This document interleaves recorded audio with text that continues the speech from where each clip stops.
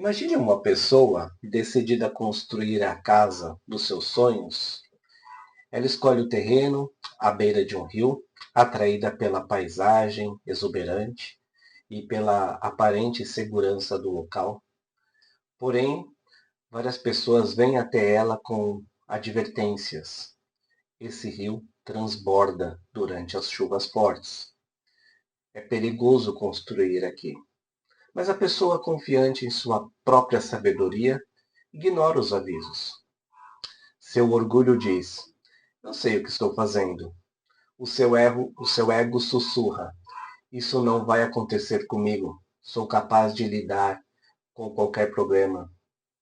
Mas depois que a casa esteja pronta, ela constrói uma casa muito bonita, uma casa muito atraente, com uma entrada perfeita, moderna, com pisos modernos, uma casa bem pintada, com uma área de lazer dos sonhos. Isso é um símbolo do esforço e autossuficiência da pessoa. Porém, chega o período das chuvas fortes. O rio começa a subir e em poucos dias as águas invadem o terreno. A casa tão cuidadosamente planejada e construída é arrastada pela correnteza e destruída. Todo o investimento se perde. A tragédia não foi causada pela falta de capacidade ou dedicação na construção, mas pela falta de atenção aos avisos e ao perigo real que o orgulho se recusou a enxergar. Assim como a pessoa que ignorou os avisos, o orgulho e o ego nos cegam perante a realidade espiritual. Achamos que não precisamos de Deus ou que temos tempo suficiente para ajustar nossas vidas. Quando construímos nossas vidas sobre o orgulho, confiamos em coisas temporárias, conquistas pessoais, como poder, riquezas, até nossa própria moralidade. No entanto, tudo isso é tão frágil quanto a casa na margem do rio. Assim como a casa foi arrastada pelas águas, uma vida construída fora dos propósitos de Deus será inevitavelmente destruída no dia do Senhor. Em Joel 2:1-2, toquem a trombeta em Sião, deem um alarme no meu santo monte. Está chegando o dia do Senhor, o dia de trevas e de escuridão, o dia de nuvens e de sombras. Assim como a luz do amanhecer se estende pelos montes, um grande e poderoso exército se aproxima. O que está acontecendo na ilustração é exatamente o que Joel e Pedro nos alertam. O dia do Senhor será como uma enchente repentina, destruindo tudo o que foi construído sem alicerce em Deus. Por outro lado, aqueles que abandonam o orgulho e se arrependem terão segurança em Deus, pois Ele é o único fundamento verdadeiro. Em 2 Pedro 3, de 10 a 11, o dia do Senhor, porém, virá como ladrão. Os céus desaparecerão como a grande estrondo, os elementos serão desfeitos pelo calor, e a terra e tudo que nela há será desnudada. Visto que tudo será desfeito, que tipo de pessoas é necessário que vocês estejam? Vivam de maneira santa e piedosa. Nessa lição, veremos que o dia do Senhor não é apenas um momento de juízo, mas também uma esperança de redenção para aqueles que confiam em Deus. Vamos explorar juntos com essas verdades, como elas podem transformar nossa perspectiva e vida? Vamos dividir em duas partes. A advertência sobre o dia do Senhor, em Joel 2, de 1 a 13, e a aplicação sobre o dia do Senhor, 2 Pedro 3, de 8 a 13. Um alerta de Joel sobre o dia do Senhor, um momento de intervenção divina. E a aplicação: o dia do Senhor será um dia de julgamento para os incrédulos, mas um dia de libertação para os cristãos, revelando a justiça e soberania de Deus. Joel profetiza num período de crise em Israel, causado por uma praga devastadora de gafanhotos. Essa calamidade é um símbolo do julgamento vindouro, o dia do Senhor, descrito como um evento de destruição cósmica e juízo divino. Joel 1,4 diz: o que o gafanhoto cortador deixou, o gafanhoto migrador devorou. O que o gafanhoto migrador deixou, o gafanhoto devorador devorou. Joel conecta essa devastação à soberania de Deus, mostrando que ele usa calamidades como advertência para despertar o seu povo. O dia do Senhor, porém, vai além do presente.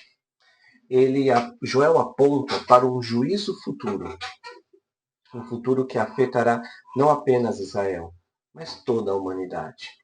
Joel 2, de 1 a 2, diz, como nós já lemos: toquem a trombeta em Sião, deem um alarme no meu santo monte. O dia do Senhor é grande, é terrível. Quem poderá suportá-lo? Esse dia será marcado por escuridão, destruição e manifestação do poder divino, trazendo consequências eternas. Joel utiliza aqui uma linguagem rica para descrever o impacto desse juízo. É uma destruição física. Joel 1 descreve como a praga de gafanhotos devastou as colheitas, deixando o povo fome e desespero. Um alarme espiritual. A trombeta em Joel 2 é um chamado para despertar, um convite ao arrependimento. O exército do Senhor, Joel 2,11. Deus é apresentado liderando um exército invencível. O Senhor levanta a voz à frente do seu exército. Como é grande o seu exército! E são poderosos os que obedecem à sua ordem. Aqui vemos que o dia do Senhor não é apenas uma calamidade natural. É o próprio Deus intervindo na história para julgar e restaurar.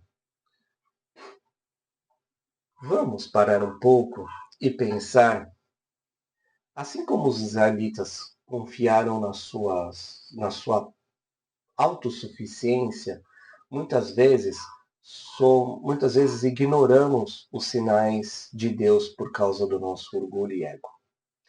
Esse comportamento é um reflexo de uma vida que não conhece a soberania de Deus. O orgulho, o ego, nos cega para a dependência de Deus, exaltando que somos autossuficientes. Queremos tudo na hora certa, na hora que queremos, da forma como pensamos ou queremos ou imaginamos. Para que esperar em Deus? Muitos sentem o ego ferido quando não consegue que a sua vontade prevaleça.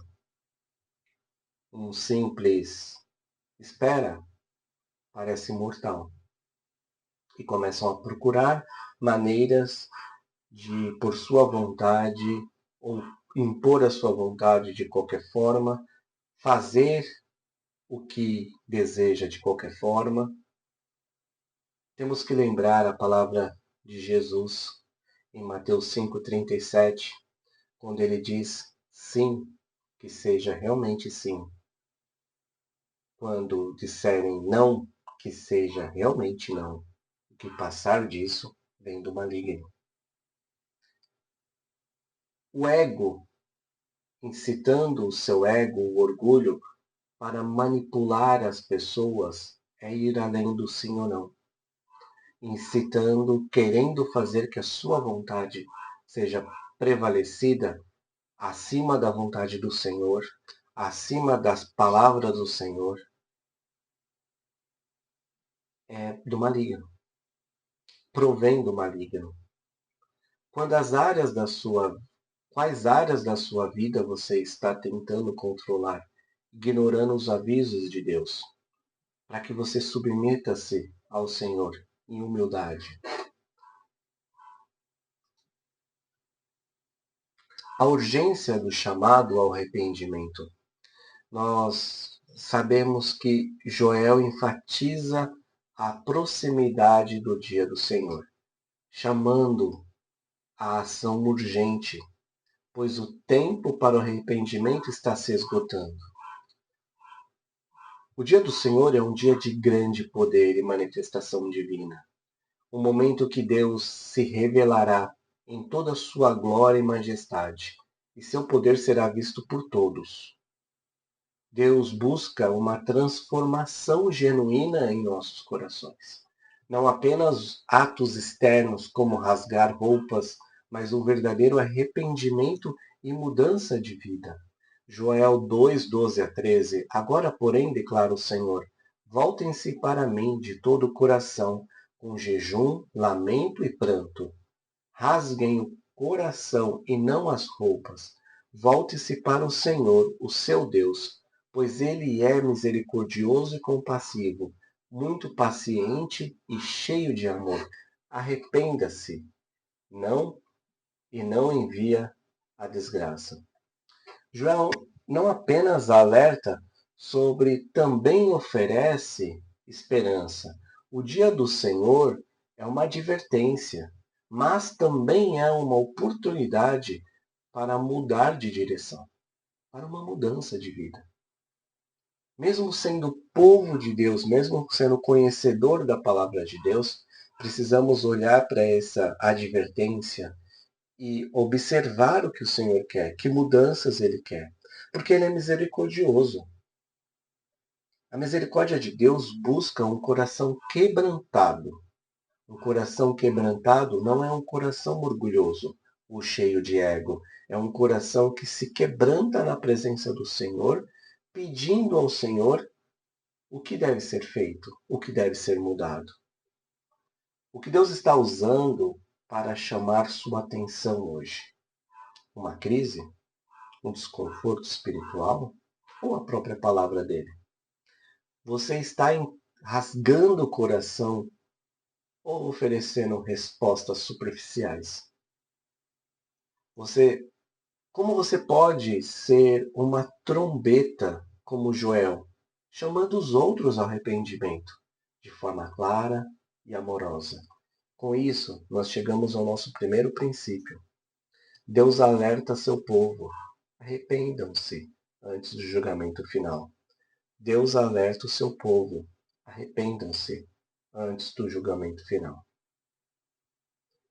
O juízo iminente. O dia do Senhor será um momento de manifestação da justiça divina, um tempo em que Deus julgará as nações e os seus habitantes. Aqueles que se recusarem a se arrepender e a seguir os seus caminhos receberão condenação. Mas Deus oferece misericórdia. Hoje a misericórdia está à mesa, sendo oferecida. Apesar dessa iminente justiça, Deus não quer que ninguém pereça, e sua misericórdia é oferecida, uma oportunidade ao arrependimento. Isso leva a uma mudança necessária, uma necessidade de mudança. A mensagem urgente de Joel nos convida a uma mudança profunda nos nossos corações, não apenas aparente. Abandonar os caminhos do pecado. Abandonar o que vai além do sim, sim e do não, não. E buscar a verdadeira justiça de Deus. Você está construindo sua vida em algo que pode facilmente ser levado pelas águas do juízo de Deus? Será que o orgulho ou o ego estão te impedindo de ouvir os avisos que Deus tem te dado? Como você pode começar a construir sua vida no fundamento seguro da graça e justiça de Deus? Segunda parte, Joel nos mostra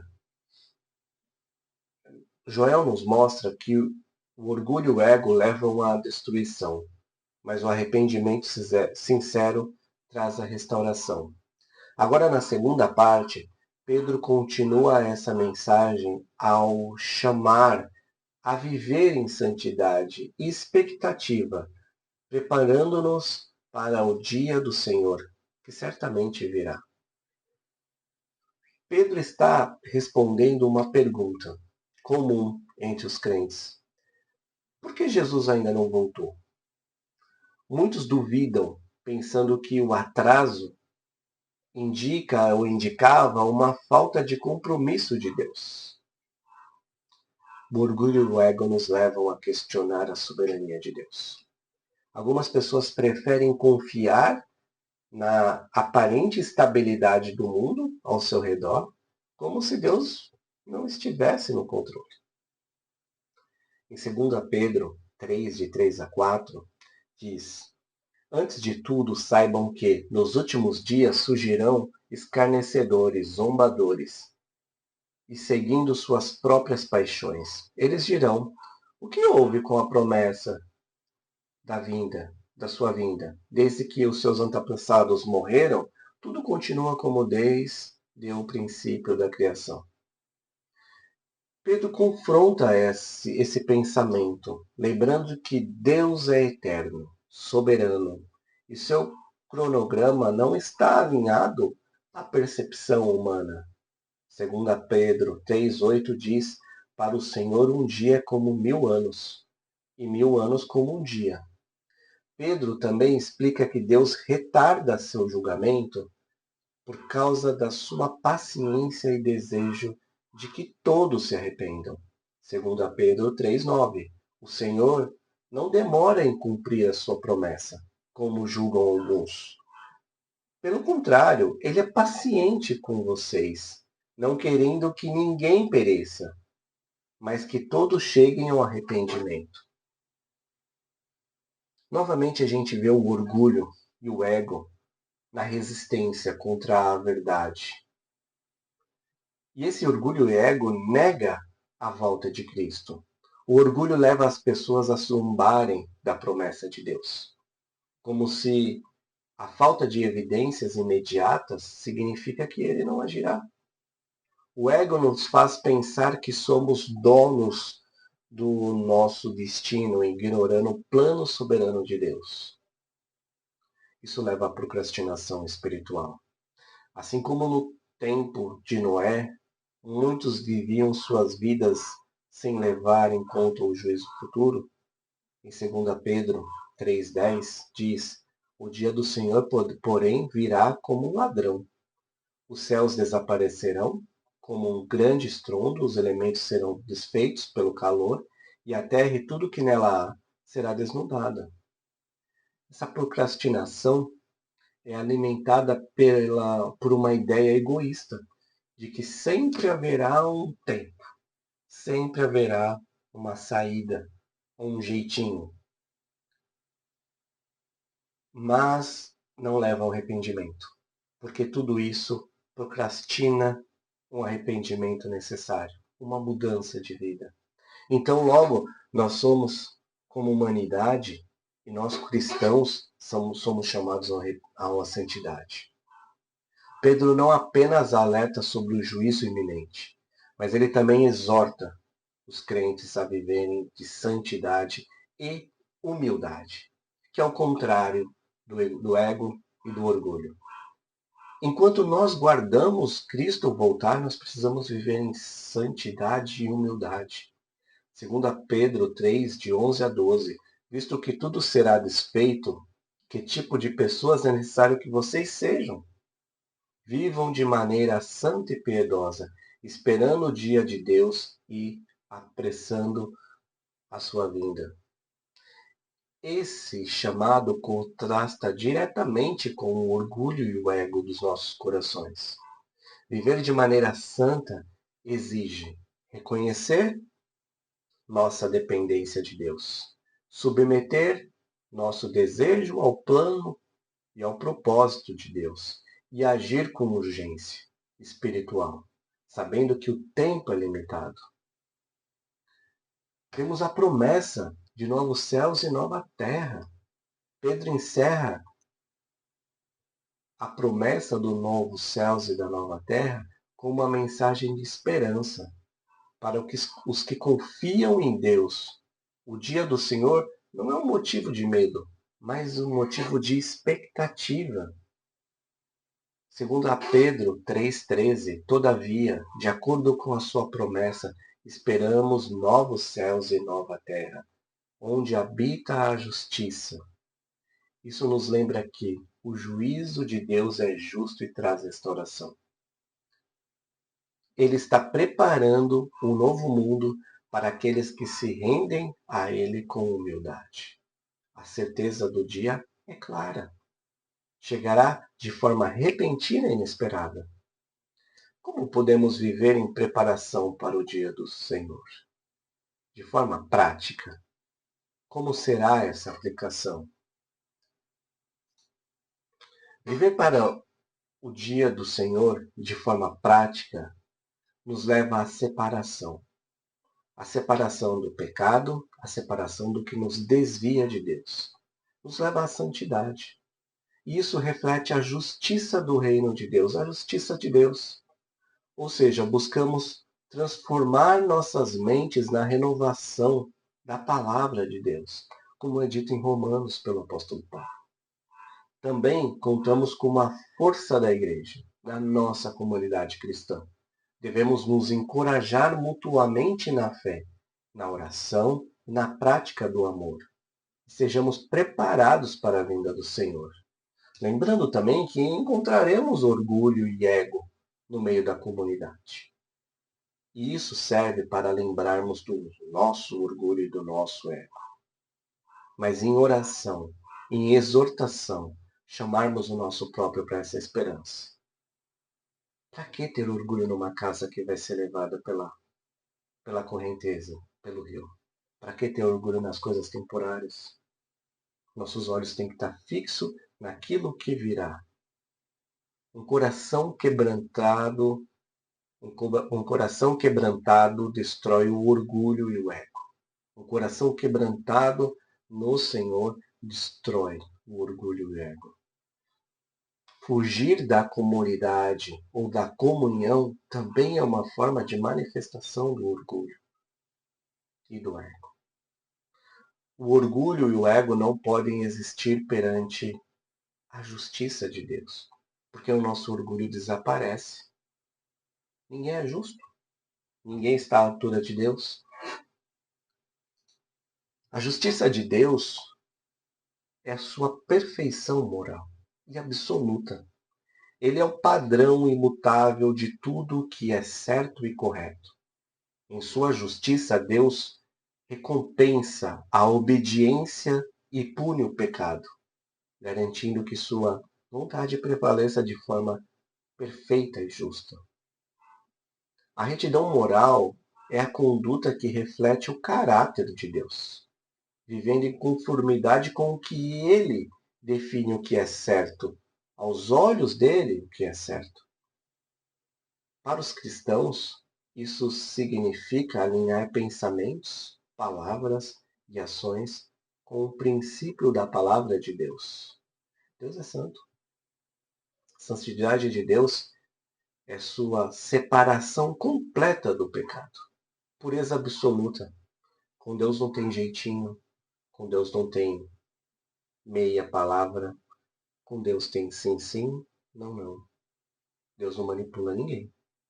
Ele é perfeito em sua essência, em suas ações, e nos chama a sermos santo, como ele é santo. 1 Pedro 1,16. Os padrões estabelecidos por ele na Bíblia, que refletem a sua justiça e santidade. Eles servem como guia para a nossa vida reta e agradável a Deus, revelando nossa necessidade de Cristo, porque não somos santos, fora de Deus, fora de Cristo. Em Cristo é revelado a verdadeira retidão. Todas as pessoas são julgadas pela justiça perfeita de Deus. e não pela justiça dos homens, que falha. Isso nos leva a um crescimento espiritual. O crescimento espiritual é um processo contínuo pelo qual os crentes, já revestidos da justiça de Cristo, se tornam mais conscientes de sua pecaminosidade e mais dependentes de Deus. Esse crescimento ocorre por meio da ação do Espírito Santo e do impacto da palavra de Deus, que revelam áreas que precisamos de arrependimento e transformação. À medida que enfrentamos a luta contra o pecado, aprendemos a confiar mais em Deus. Aprendemos a olhar para os nossos pecados, para o nosso orgulho, para o nosso ego, para as nossas falhas, ansiando pelo dia que a justiça será plenamente manifesta. Esse progresso não nos torna perfeito agora, mas nos molda à imagem de Cristo, refletindo sua justiça em nossos pensamentos, nas nossas palavras e nas nossas ações. Chegamos com isso ao nosso segundo princípio. A certeza do dia do Senhor leva à santidade. A certeza do dia do Senhor leva à santidade. Nossas vidas são transformadas quando nós olhamos para Cristo.